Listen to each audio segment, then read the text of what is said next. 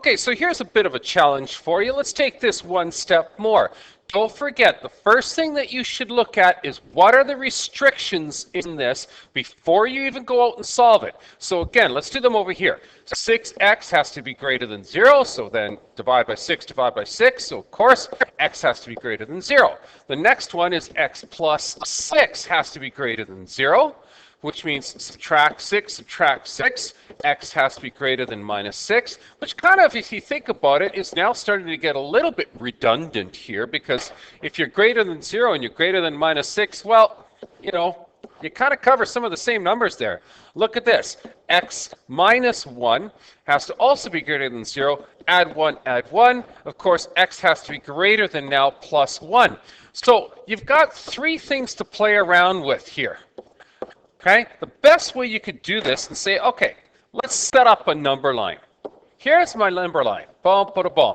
So let's plug the numbers down. You've got 0 here, you have minus 6 way over here, and you have minus 1 right here. And at every one of these, the x value has to be greater. Well, here's a kind of a weird way of doing this. If you want, just think about it. What numbers don't work? The numbers that don't work are the ones that are less than these. For example, plus 1, oh, we have to put plus 1 there. Okay, plus 1. Anything less than plus 1, right, doesn't work. Anything less than plus 1 doesn't work because the restriction is you have to be bigger than 1. So any value less than plus 1 doesn't work. Well, take a look at this now. Any value less than minus 6, right here, less than minus 6, well, wait a second. That doesn't work either, but we kind of covered it already by using the plus 1 here. Less than plus 1 covers all of these numbers out here. So it's kind of pointless talking about minus 6. Case in point, look at the top one now. Look at this one right here. If you look at numbers have to be greater than 0, that means anything less than 0 won't work. Okay, where's 0? There it is. Anything less than 0. Wait a second. Look at all this.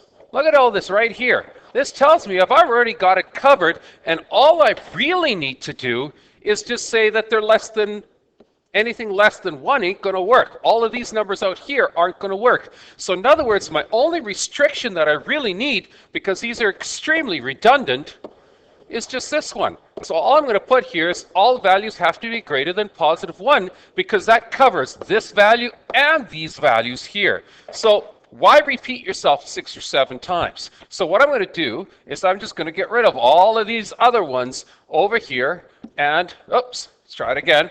Get rid of all of these other ones around here because it's kind of pointless having them. All right? Let's just have the one restriction and keep it out here. Okay, now that we've got the restriction down, let's solve this equation. Holy smokes, all that work and we haven't gotten anything done yet. Okay, first things first, remember the log rules. When you see a plus, what do? That's right, you times them. So this would be the same as saying log x plus 6 times x minus 1, and look at that. Everybody knows that this, of course, is now FOIL. Yeah, all the way back from grade 10. Oh my goodness. Okay, so why don't we FOIL this thing? This works out to be first, outer, inner, last. So there's your x squared here, minus x plus 6x is going to be plus 5x. Your 6 times your minus 1, which is going to be minus 6. That's what you're after here. But take a look at this now. This is log 6x. Cool. And if you remember what I said in the first podcast, as long as you combine all the logs, you can now, guess what? Yep, cancel them and check this out. Now you got 6x equals x squared plus 5x minus 6. Look at that. Isn't that interesting now? Makes it really, really fun to do. All you have to do now is subtract 6x from both sides, right? Leaving you 0 here. You have your x squared minus x minus 6, and guess what, sports fans? You betcha, everybody's favorite, PSA factoring. Yay! Awesome. Minus 6, minus 1, let's go to town. Minus 3 times 1, of course, minus 3 plus 1, so our values are minus 3 and 1. Hooray! So X minus 3 works. X plus 1 works. And remember, it equals to 0. So X can then be equal to positive 3 or minus 1. Could be one of those two.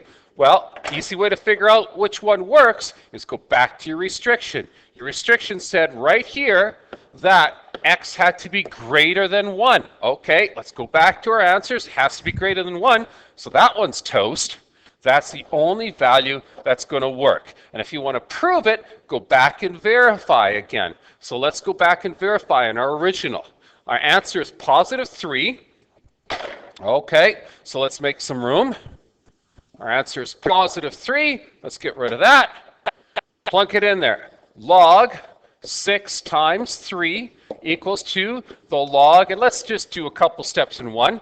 3 plus 6 is 9, plus the log of 3 minus 1 would be 2. Remember, our power laws tells us that they combine these. So this is log of 9 times 2, which of course is, that's right, 18 equals to, what's this? Oh, look at that. Log of 18, 6 times 3. This one equals this one. You don't even have to go any further. You proved it.